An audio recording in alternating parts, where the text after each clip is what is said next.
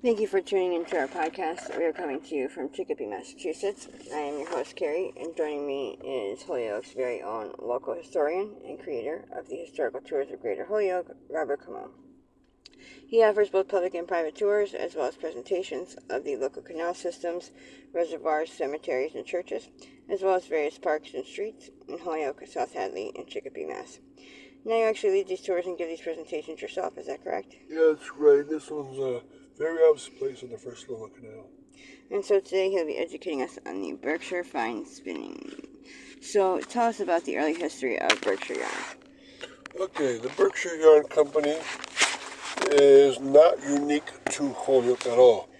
Was located in 4 different places around New England. It obviously started out in the Berkshires, and next plant was, I think, somewhere in Rhode Island, probably Providence, Rhode Island.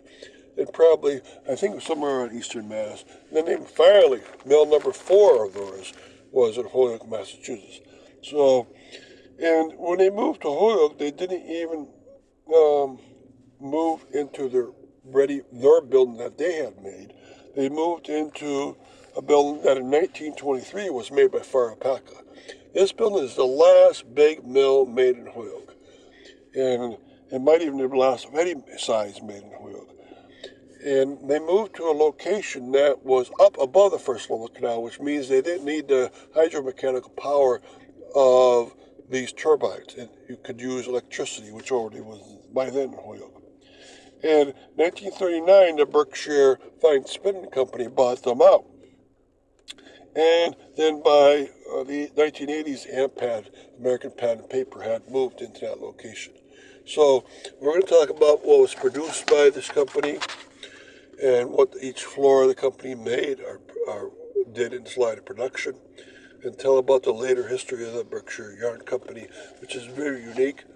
And hopefully you can get to see how this wonderful company developed along the way. So what was production there? Or what was produced there? Okay, well, Berkshire Fine Spinning, they made yarn. And it sounds easy, cotton yarn, but it's actually hard because remember that you need to get a color onto these yarns to make the colorful yarn they have, right? So sure, you got this yarn out of cotton, but the hard problem is to get a lot of different colors to go onto the yarn. How you can do that? Because most colors, most dyes, do not adhere to cotton yarn very well. So sure, you might have got a dark green or you may get a purple on there, but what about another 1,000 colors that you might want to have on there? What you have to do is find a third ingredient called a mordant, M-O-R-D-A-N-T. It acts as a go-between between the colored dye and the cotton yarn. So it goes in the middle of the 3 components. So it goes cotton yarn, mordant in the middle, and then the colored dye on top. So instead of just getting a few different colors on, you'll get many colors because you can find different mordants that work by adhering to the cotton yarn and adhere to the dye. So you change the kind of chemical properties the mordant has, the chemical itself, and as you change that, you can find a dye that sticks onto it. It's, of course, very difficult. You got to test out many thousands of different mordants to find out which is the best, which one not only adheres the best, but also make sure the dye adheres very well to that mordant and stays there. And you can try to improve that product too by getting mordants that are better for dye, to adhere even better and at lower cost, so forth and so on. So you can see the chemistry behind this is really incredible. So before we continue with the rest of our interview, just to fill our listeners in, if you want to find out more information or sign up for any of his various tours, you can check out his website at holyokecanaltour.org. And there he has both videos of the various stops along each tour and also past and present photos of the historical sites throughout as well. And if you're interested in setting up a private tour, you can email him directly at bobcat4214, capital B, at yahoo.com. And they are perfect for fun and educational outdoor activities for the whole family or for your group parties, especially those special occasions and get-togethers. And they are also good just for getting outdoors today. So getting back to our interview, what was production like? Okay, now this is a very big mill, and that's obvious if you ever go there. Go to the end of the first level canal. Go to I believe it's Franklin Street, and there drive into that area, and you see an enormous mill in front of you, and it's still there. So the Berkshire Fine Spinning Mill is still around, and when you see it, it's 6 floors high, 6 stories high. It's the tallest mill in Holyoke, and it's right next to the railroad station, so everything was great. Now,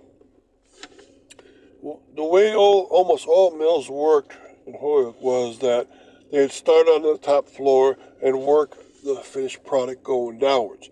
So if you started on the top floor with the raw cotton, you'd make the cotton into long strings, and then wind them up in different fashions because there's different kinds of composition of the yarn, and that would be done on the next floor down. So the top floor is getting the cotton ready, getting it all smoothed out with called the carding.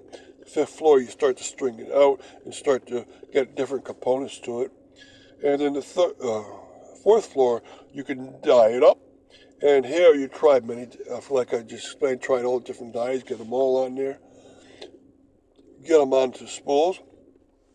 Then once you get down to the 3rd floor, you want to spindle them up on spindles of different sizes so that you can ship them out to wholesalers who need them in different sizes, or to individual yarn users who need them in smaller supplies. And then the 2nd floor was the stock room, and then the 1st floor is all administration and some stores there. And since they were very close to the railroad, they could ship everything out very quickly. So this was an enormous yarn mill around Holyoke.